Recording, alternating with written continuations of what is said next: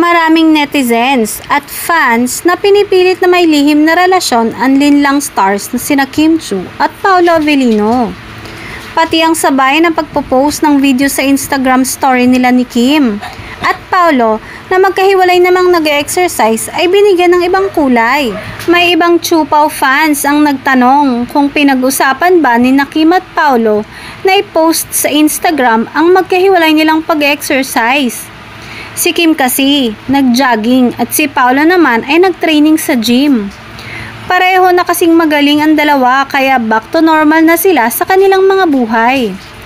Kahit naman bago pa sila tinamaan ng virus ay pareho silang mahilig mag-exercise kaya wala naman sigurong masama na ngayong pareho na silang magaling ay mag-exercise uli sila para lumakas. Marami rin kasing fans sina Kim at Paolo na nagustuhan sila sa linlang na unang nag-streaming sa Prime Video app ang gustong magkarelasyon sila. Na pinipilit nga ng ibang fans na may something talaga sa Chupaw. At siguradong lalo pa silang ichichismis ngayong magsisimula ng teleserye version ng linlang. Sa Lunes na nga ay mapapanood na ang linlang. Samantala, trending si Kim sa Twitter dahil nakabalik na siya sa It's Showtime.